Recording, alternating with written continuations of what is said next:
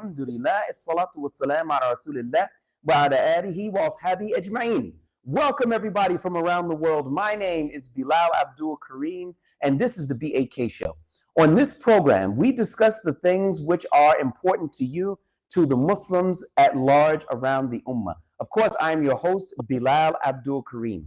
And today, we have a very special guest. But first, I've got to bring everybody up to speed. As everybody knows, there have been more than 60,000 people killed in the Gaza Strip since the attacks of October 7th, 2023. I almost feel shy to say 60,000 because those are only the people who have been recorded to have been killed, only the ones who died at medical facilities. And bearing in mind, most of the medical facilities are no longer functional. That number is significantly higher than that.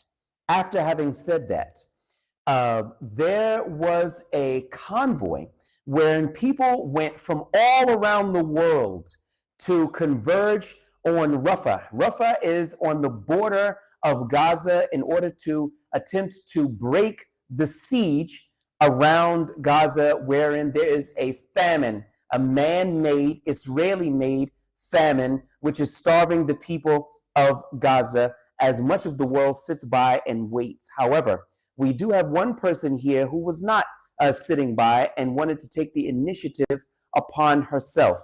And she is a journalist and an author, and her name is Sister Lauren Booth.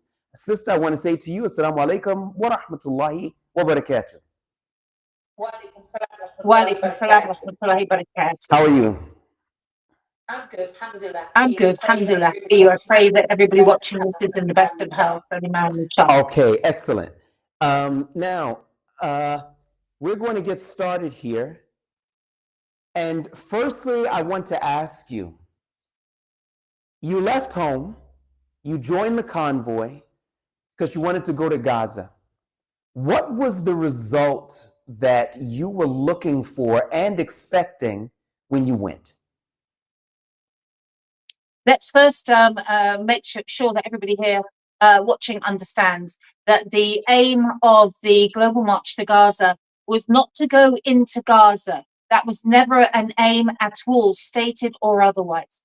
Our goal was to stop the genocide, to bring the world to see the trucks that are lined up, to try and shame governments, to force them into opening that corridor that has been closed for so many months for the people of Gaza, who are reliant 100% now on aid, and they're starving in the midst of a famine. So the plan was that we joined just outside Cairo. Maybe up to 4,000 people were due to arrive, and then we would drive to El Arish, camp there, hold a protest, and then walk 48 kilometers to as close as we could get to the Rafah crossing. And we were going to stop there and film and be close to the border and just have our hearts connected, but also call on our own governments, brother, who are complicit in war crimes and, often like the UK, sending military materials and even personnel to commit a Holocaust. So those are the aims, not to go into Gaza. And I just want to give a quick reminder as well, to everybody watching this. In just recent days, 300 plus Palestinians queuing for the most meager of aid to keep them and their families alive have been shot dead deliberately in some sick video reality game by US militia and Israeli forces, and more than 2,500 injured just to get some grains of flour. I'm sorry, can you give us that number again? Because maybe I didn't hear you properly.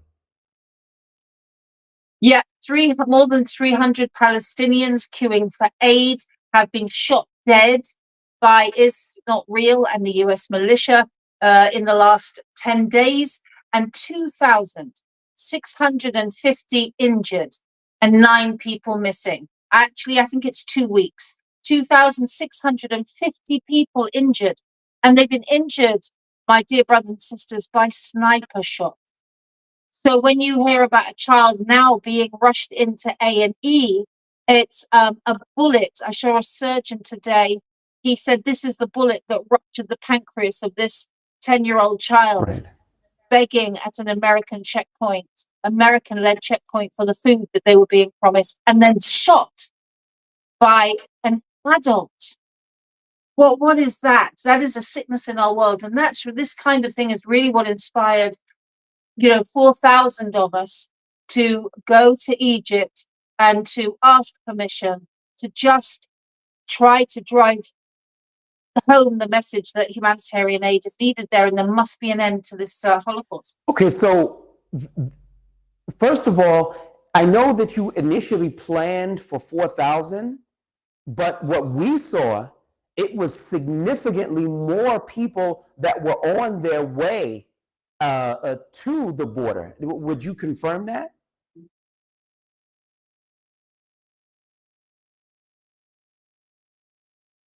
I can't confirm that. I know that registered were up to 4,000, and I want to say congratulations, really, to the global March to Gaza for being so organized. We were really careful to make sure, although the organizers were careful to make sure that you had to sign a document saying I'm committed to non-violence. I know the aims and goals of this. I will not breach any Egyptian laws. I'm here on a non-violent mission. They sent us out a handbook about if something happened, who to call, how to behave. It was brilliantly organized. But as far as we know, there were 4,000 registered to come on Okay, that. so there were 4,000 registered, because what I saw, there were so many more people that once the convoy started, began to join in. Now, I want to ask you, now you've arrived in Cairo. Did you arrive by plane or did you come by car?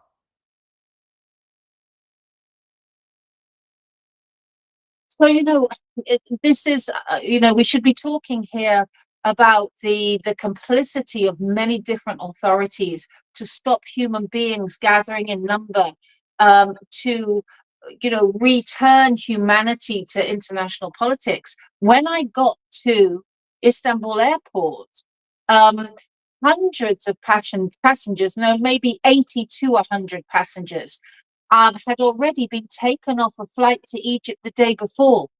That was in Istanbul. Now, I'm not saying it's the Turkish authorities who wanted to do that, but the lockdown from Egypt and Israel did begin at Istanbul airports.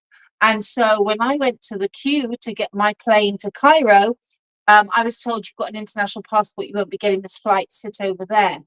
And I started to make dua, and the coordinator there said, "Listen, this is Israel doing this. They do not want internationals going into Cairo." And then there was an opening. He said, "Oh, we've got permission for you all to go." So at each point, it was stop, start, stop, start, and so the numbers were thinned. I think maybe tens of thousands of people, registered and unregistered, are really ready to go and call local governments and international governments to account. So I got to Cairo, got through no problem, and then the next day I go to look for a taxi to the first checkpoint. There were two checkpoints, one just outside Cairo and one a bit further on called Ismailia. It's about an hour and a half from Cairo, where we were all called to gather and then go start to Al Arish. But then things really started to unravel. And then we saw the duplicative, obnoxious, and aggressive actions of the Egyptian authorities on the ground. My Egyptian friend, she and I were picked off in Tahrir, near Tahrir Square, looking for a taxi by plainclothes policemen, hustled us into an alleyway where there were 10 or so other activists and dozens of those plainclothes thugs that you'd recognize from Syria back in the day. Hopefully those days are not returning, inshallah. So they were taking our passports by force, taking our phones off us, and refusing us access to a They said, why are you here? I said, tourism. They said, give me your passport. I said, you show me your ID. Then one of them could show an ID. So I showed it and he just took it. I went, hey, you're not legal. You're not supposed to do that. Don't care. And let's see give us your phone. No, you better give us your phone, snatched out of the hand. I remember there was and these were people I met people from Switzerland, Belgium, Turkey, Malaysia. We were all corralled in, and this was just one area. This was happening all over Cairo. So it was a massive operation. They did not want anyone to get on that road to El Arish. Okay, so they took your phones, they had you in an alley. At what point did they say to you, you can't join the march, or the march is canceled? How did that happen? Well, the group I was with then got put into a prison bus with no windows, no air conditioning, just metal inside. There were chains on the back of the seats. Luckily, we were not handcuffed to the seats, but we could see that was what happened to some other unfortunate souls. And we spent 3 hours in that bus, sweating, exhausted, no water, small thing compared to anything the Palestinians are going through. I'm not complaining, I'm just outlining. And without any access to our consul at all. And at no point would they tell us what was going on. And what was amazing, I really want to highlight this for those watching, was the magnificent and beautiful atmosphere of the people from around the world on the buses and in the different points that I've heard about. But I want to talk about the bus I was on. There were two Irish sisters, and they were singing songs, and the revolutionary spirit was so within them. I have to really hail them for that. There were the Turkish imams at the front. They recited some Quran, salawat of the Prophet sallallahu alaihi wasallam. There were internationals from Belgium and Spain, and we looked after each other, and we really this is humanity at its best and humanity at its worst. All right. So now they have you in the bus, and then at what did they deport you? What did they do next? So I said to everyone, listen, it's pretty clear we're going to be deported. We're heading to the airport. And so we did head to the airport. We finally got there. And when we were taken off the bus, I was surprised. I looked out of the bus and there were about 40 riot police in full riot gear for some old people, some hippie type people, and some imams. Really Right. heavy-handed, intimidatory. Maybe they were trying to frighten us, or maybe it's them that are afraid. But when I got off and I walked through our welcome brigade, I saw these were like children, very, very young, 18, 19, in big riot gear, some of it almost too big for them. And I just thought, and I got speaking to some of them when we were inside the airport, and I said, shame on you. I said, I think you understand what I'm saying. You shouldn't be. They had their batons out as if they were going to hit us. I'm like, you'd hit me. I just want to go to Gaza. I just want to be on the border with solidarity. That's where you should be. That's where your fight is. You're making Cairo into Tel Aviv, because How did they respond to you? well, I tell you what, a couple of those young lads had tears in their eyes. A couple of them were just looking down like they were sick, absolutely sick. I am not for 1 second saying that there is a unity of purpose inside Egypt right now against the Palestinians. It's just that there's enough people who will take the money and shut up and be intimidated to make this possible. And that's what a police state looks like. You don't have to have everybody agreeing with you, but you have to have a kind of pivotal amount of people who will take your money, do harm, or shut up. That's Egypt today, and that is what's unfortunate for our Ummah and for the world. Now, I want to ask you about yourself personally, what you felt when you're standing there telling Muslim men, you as a Muslim woman, I want to go to Gaza because I want to help the people there. And they're standing there in riot gear and batons. Now, I'm not so much asking what you said to them, but I want to know what you felt inside. There's a couple of things here. I've been Muslim for 15 years. And, before that, I was an outspoken activist who dealt with things a very different way. And so that person, I was furious. I was just wanting to get hold of them and shake them and say, what are you doing, you little cowards? But as Muslims, you have to have rahmah. And so instead, I tried to talk to them. And it was when I met their eyes and I saw that shame that I really broke down in the airport. And that was the time when I really sobbed, because I thought, it's Muslims that are the front line for Israel. It's Muslims right now. And that hurts so, so much. That's so much harder to cope with. That is such a deep sadness. Such a deep sadness for our brothers and sisters all across Palestine, subhanAllah. And such a deep, deep sadness for all of us, subhanAllah. That was very painful. It was very painful to see that cowardice. I can't bear cowardice. I can't stand it. A'udhu billahi minash shaitanir rajeem. Especially in this moment, we need our men to stand up. Stand up, for goodness sake. Horrible, horrible to see that. What would you like for people to know about the result of the march that you think that they don't know? What would you want them to be aware of? I think that everybody needs to know that that this movement is only just starting. We had the Madeleine, which was one solitary little boat. It almost made it to Gaza. Greta Thunberg, all of the wonderful people on that, mashallah, Rima Hassan, an MEP, mashallah, brought the world's eyes to the idea of, well, why aren't we sailing to Gaza? Those waters are actually international waters. Why are we just bowing down and saying, oh, that it is what it is? This to me is a real modern disease. This is what it is, and facts on the ground.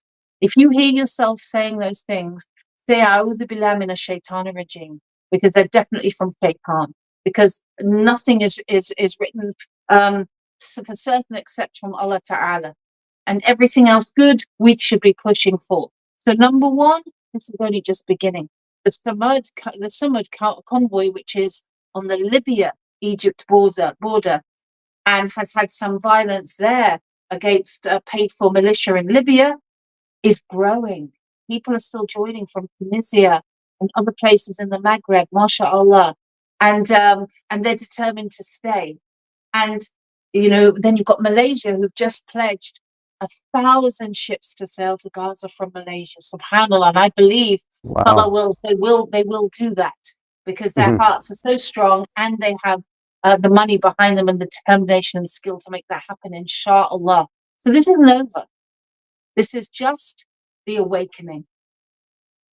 What would you advise for the average person to do? What can he or she do to get involved? Maybe they're not in a position that they can go to Rafah. What can they do? In every country right now, you need to look up organizations that are calling your government to account, because there isn't a government in the world now that isn't either directly complicit or sitting down and not doing anything, which is also complicity in a Holocaust. So, look in your language for Global March to Gaza or Flotilla to Gaza, or, just look up hashtags for Gaza and look up activities. Don't just look up interesting videos. This is a time when you need to be going to your university and saying, how much do you spend with Israel? Shut down that program. Where if you're an artist, I'm not going to go on that film tour. Or in whatever field you are, stand up and do something. That's my advice. We all have a role to play in ending this. And what does ending this look like? Let's be clear. It's an end to the occupation. which means a complete change to what they call Israel, which is Palestine 48, as it stands right now. It's not to be continued. That series is over. Okay, I want to continue with the questions. We've got some questions coming in. But before we do, I just want to take a brief moment here just to let everybody know we are with Sister Lauren Booth, who is a journalist and an author, and she's just coming back from Cairo, wherein she was not allowed, along with thousands of other protesters, to join the march on Gaza to break the siege. But before we continue with her, I would like to just remind everybody of something here. We are doing something here at OGN, wherein we are doing a project called Voices of Truth. Voices of Truth is a video project wherein we are giving a voice to the voiceless, the people who suffered under the reign of Bashar al-Assad for years. For years, they had family members who disappeared. They themselves were tortured in the prisons, and even some of the people who did some of the acts of oppression, also we're doing interviews with them. It's a major project that I'm heading, and we are going all around the country, and we need your help. Please, brothers and sisters, take a look at our crowdfunding page. That's on medina.com/voices of truth. It should be there on your screen. That's medina.com/voices of truth. If you can help us out with $10, $50, $100, anything you could contribute so that we could give a voice to people who never thought while they were sitting in Bashar al-Assad's torture chambers that they would have an opportunity to tell their story and the world would get a chance to see it. That's on medina.com/voices of truth. Please do take a look at it. Okay, I would like to go back to Sister Lauren. Sister Lauren, I got to ask you something, and I'm really interested to know what your thoughts are. I'm going to tell you what I've seen. I am on social media, and I'm seeing people, pro-Israeli people, who have been so indifferent, actually cheering on the Israeli forces to kill more Gazans, to be indifferent to their suffering, to continue the siege on around Gaza, and to not let any food or any aid or any medicine to enter. And now that there is a war happening between Iran and Israel, some of those missiles are hitting buildings right in the heart of Tel Aviv. Those very same people who were encouraging the war on Gaza are now saying, why is the world silent when Israelis are being killed? Why isn't the world speaking up against the Iranians who are committing a genocide? And I'm not making this up. I'm not paraphrasing here. I'm telling you a direct quote from some of the more popular pro-Israeli propagandists, and I know that you know who they are. When you've seen this, and I know you've seen it, what do you feel behind that? I just think that these it's a couple of things. Number one, it's absolute programming from childhood for the people within Israel to get them into a psychotic state of paranoia, whereby you preemptively attack everyone around you in case they even think of attacking you. And you have zero empathy to anybody else's existence except your own comfort and safety. That's number one. Then number two, this when you are hit, the online. Sorry, number two is actually the online bubble that we all live in. If you spend a day on Israeli media, you will see that they literally, one, don't care about Arab deaths, and number two, and I do that because it's Palestinians and they just call them Arabs to push them out, and said that they don't see anything. And if something kind of bleeds through the timeline of a child dead, they're like, oh, that's just somebody making it up. It's a doll. It's insane. It's not another worldview, it's another existence. And it makes psychopaths. So I'm literally not surprised that they're going, why aren't you sad for us? Okay, I've got a message that came through here from Norazleen Shezlin, who says, Assalamu alaikum wa rahmatullahi wa barakatuhu. Support from Malaysia support. Can you please just tell us again, very, very briefly, about the 1,000 ships that the Malaysians are trying to field to break the siege on Gaza?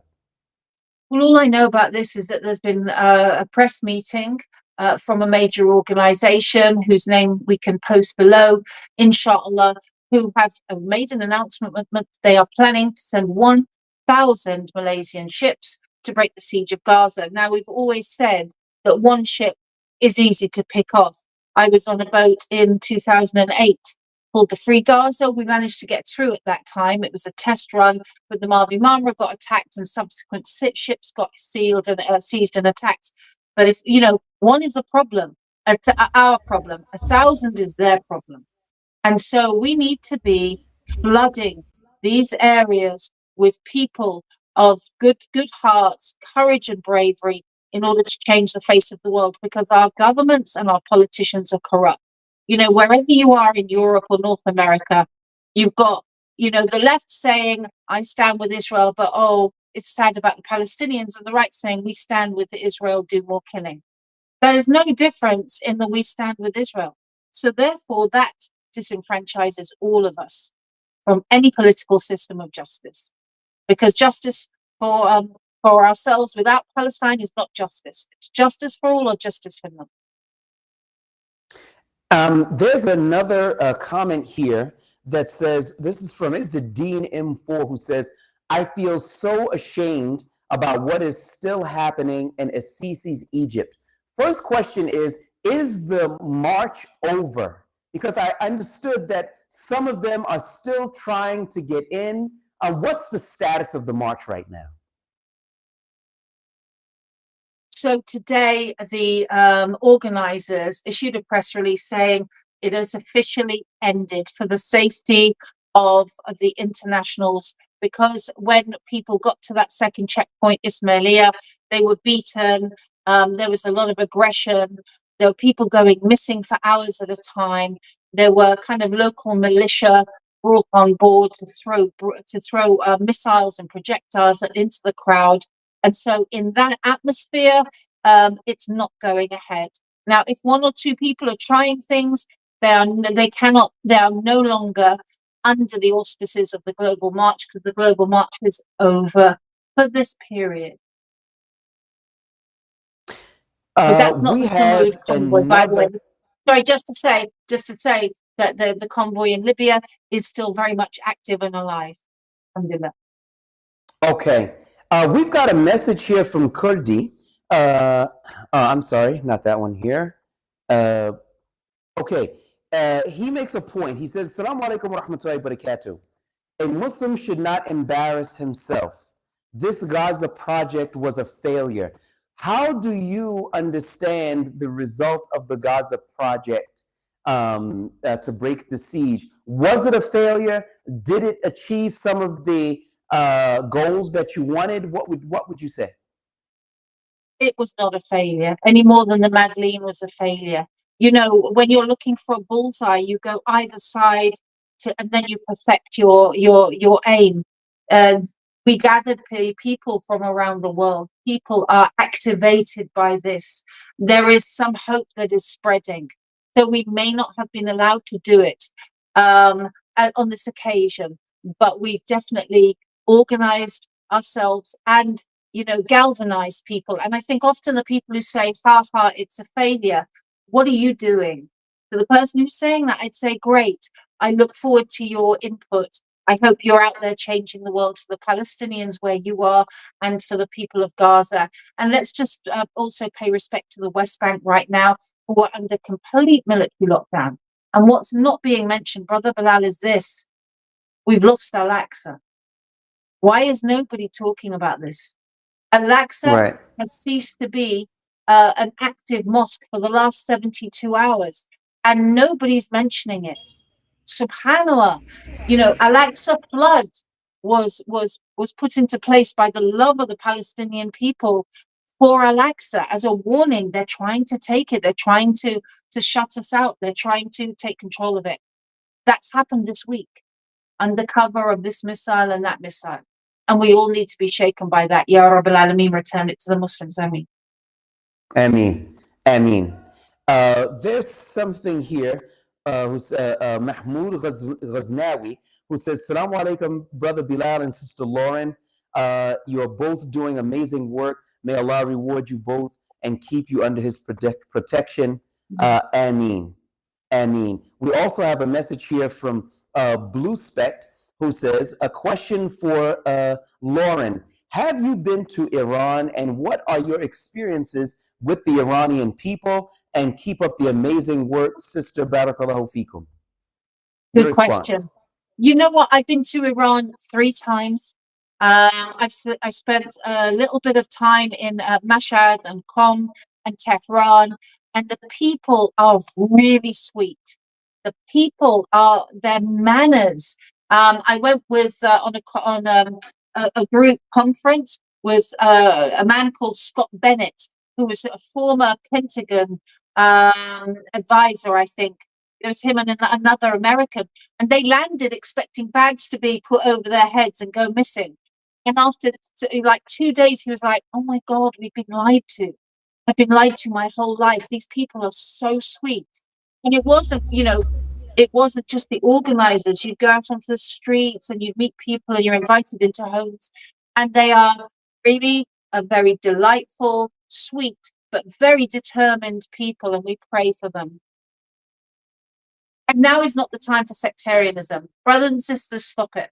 Anybody who's going to jump in now going, no, no, no, no, no, not interested. We're going to lock it down. We're going to shut it down. Because, you know, if you saw a clip today of the Iranian news channel being bombed when there was a sister and she was on air, the first thing they said, Allahu Akbar, Allahu Akbar, these people calling on Allah. Let's leave that schism. Hasn't it done us enough harm? We don't have to be the same. We don't have to be of them. We don't even have to approve, and they don't have to approve of us. Just stop killing each other and take on the real enemy. Surely this is the moment. I hope you agree, Bilal, but I'm not going to ask you if you agree, because I know there's some hard points there. But I love the people of Iran. They've been very sweet. They're very strong. Well, I will tell you, while I was in America, I was in the Southern Oregon, Northern California areas, and there's a large community of Iranians that were living there. Some of them were Sunni, some of them were Shi'i, some of them were nothing. They just weren't religious people at all. So my experience with the Iranian people is that they were very, very nice. They were very kind. I always had a good time with them. Some of them got to be my good friends that I still keep in contact with today. Now, I've never been to Iran. Being here in Syria, after seeing the support that the Iranian government gave to Bashar al-Assad, I am no friend of the Iranian government. But at least I hope I'm mature enough to be able to make the nuance between, do I love the American people? Yes. Do I love Donald Trump? No. Yeah, right. You see? Right. So, Can we just all be mature, please? Yeah, just all be mature about this. You know, don't get into, you know, your little pocket of passion and anger and think, and with no experience at all, roll it out. The only time I was scared in Iran, and I was really scared, was on the roads in Tehran. And if you're Iranian, you'll be laughing right now, because that is quite something. I've never been in a car that's reversed 2 junctions up a motorway, reversed. So, you know, joking aside, we pray for all of our brothers and sisters. We really must be praying for them. We know that this Israeli-American war machine is brutal. It's already bombing hospitals in Iran, and we're praying for you, brothers and sisters. Be steadfast, inshallah. Okay, I've got one final question here that I'm going to ask you. Um, okay, so Blue Spect says, do Muslim leaders not realize that they would become even more popular if they stood for Al-Aqsa in Palestine? It's power they want. That would be the best way to keep it. Thoughts? That could be, that's a massive, there are books written about this. Let's just say this.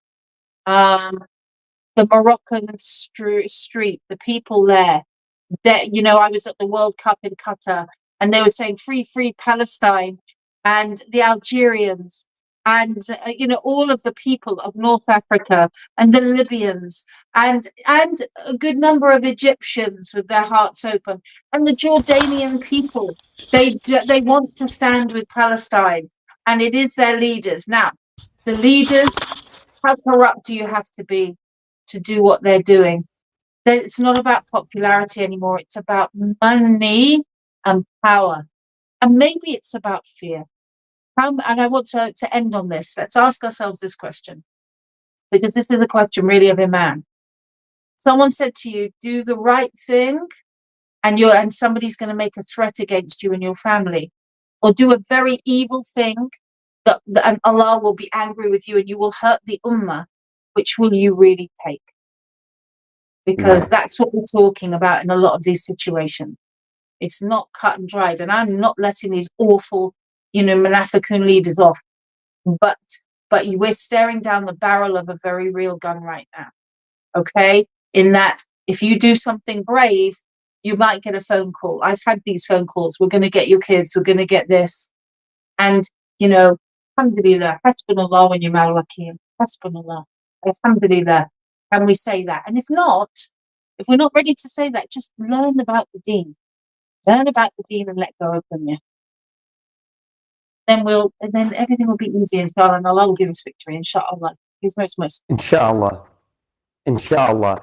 Sister, before you go, I do just want to remind our brothers and sisters here, please take a look at our crowdfunding page. That's medina.com/voices of truth, wherein we are embarking on a major mission where we are interviewing 10-minute interviews with people around the world, around Syria, getting their stories about how their loved ones disappeared in the prisons of Bashar al-Assad, how they themselves survived the prisons and other modes of torture that the people, what were meted out onto the people.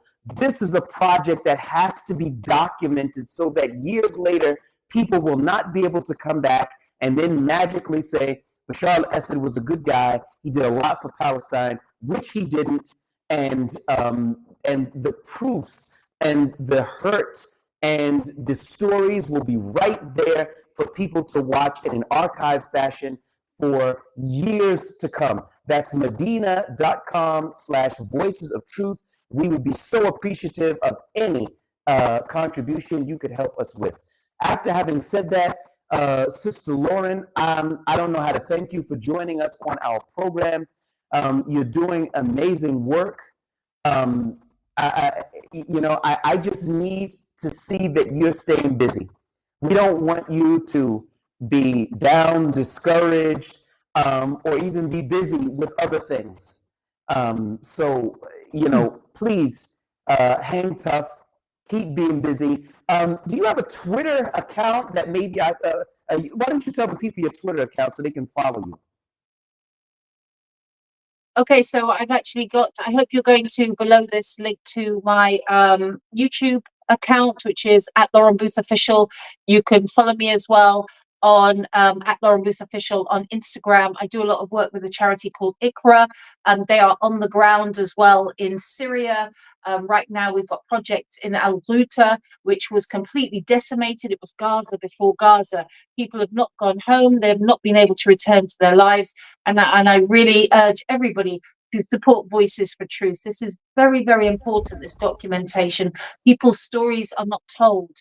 And when they disperse or when time moves on, they'll be gone. I stood on a mass grave where 100,000 people, No, not people. Bags of remains, including children, were buried. This crime that is not being taken attention to by the international community must be documented, and I congratulate you, brother, on your work. May Allah give you success. I pray for you to also stay strong in your family, and may Allah bless you for moving to Syria and being our voice. Thank you so much. Ameen, ameen. Jazakallah khair. And that concludes our program for today.